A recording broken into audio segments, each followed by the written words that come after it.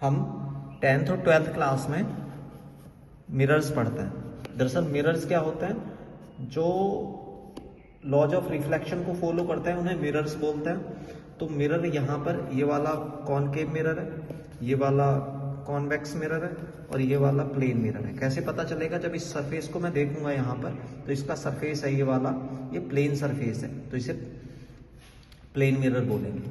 और यहाँ पर ये जो सरफेस है ये वाला कॉन्वेक्स सरफेस है, क्योंकि इसका ये सरफेस जब हम हाथ लगा के देखते हैं तो ये सरफेस बाहर को निकला होता है जिधर से रिफ्रैक्शन होता है, रिफ्लेक्शन। तो यहाँ पर ये कॉनकेव सरफेस है। जब इस कॉनकेव सरफेस को देखेंगे तो यहाँ से घट्टा लगेगा हमें। कॉनकेव, केव मीन्स गुफा जैसे होता है, तो ऐसे यहाँ पर घट्टा होता है, तो वहाँ से हम याद रख सकते हैं। तो कॉनकेव सरफेस से जब रिफ्रैक्शन करते हैं हम तो अलग अलग डिफरेंट तरह की इमेज बनती है। तो हमें क्या पता होना चाहिए, जैसे सपोज करो ये मिरर्स हैं, ये वाला कॉन्वेक्स मिरर है, ये प्लेन मिरर है। तो यहाँ पर ये प्लेन मिरर है, मैं इसे यहाँ रख देता हूँ, यहाँ इस तरह से। तो ये वाला कॉनकेव है, कॉनकेव मिरर। ये कॉन्वेक्स मिरर और ये प्लेन मिरर।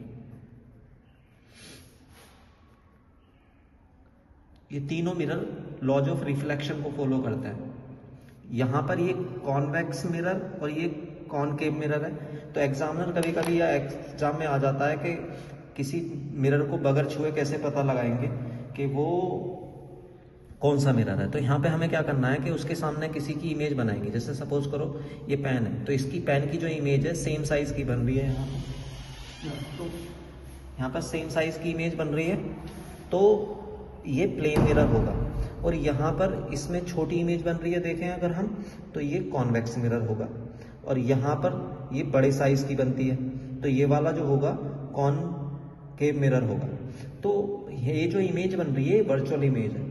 तो एग्जाम में अगर आ जाता है कि मिरर को बगैर छुए कैसे पता लगाएंगे कि वो कौन सा मिरर है, तो क्या होगा, कॉनकेव मिरर में ऑब्जेक्ट की बड़ी इमेज बनेगी वर्चुअल, कॉन्वेक्स मिरर में ऑब्जेक्ट की छोटी इमेज बनेगी वर्चुअल, और प्लेन मिरर में सेम साइज की इमेज बनेगी। और अगर वो कहता है कि हाथ लगा के कैसे बताएंगे, तो वहां पे क्या होगा, जो कॉनकेव मिरर होगा उसमें यहाँ पर इस तरह से गड्ढा होगा, यहाँ पर अंदर को थोड़ा सा धंसा हुआ होगा।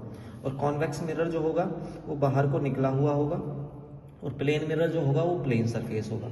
अब ये दोनों जो मिरर है, ये वाले कॉन्वेक्स और कॉनकेव, इन्हें स्फेरिकल मिरर भी बोलते हैं। स्फेरिकल मिरर, स्फेरिकल मिरर को क्यों कहते हैं, वो इसलिए कहते हैं क्योंकि जैसे स्फेयर होता है, तो सपोज करो जैसे ये मैंने पेन चलाया, इतना मोटा कांच होता जितना इसका साइज है, और मैं यहाँ से इसके इधर पॉलिश कर देता अंदर की साइड, और यहाँ से काट के बाहर निकाल लेता। जब इसे काट के बाहर निकालता तो ये ऐसे लगता, ये इस तरह से। तो इस वाले सरफेस को हम पॉलिश्ड सरफेस बोलेंगे, सरफेस।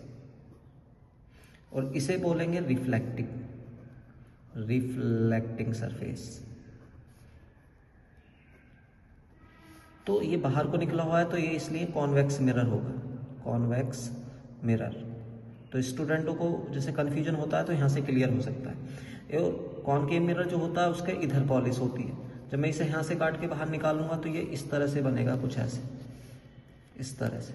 तो ये वाला कॉनकेव सरफेस है, कॉनकेव मिरर। तो ये दोनों मिरर स्फेरिकल सरफेस से बने, तो इन दोनों को स्फेरिकल मिरर इसलिए कहते हैं क्योंकि ये दोनों स्फेयर से कट के बने।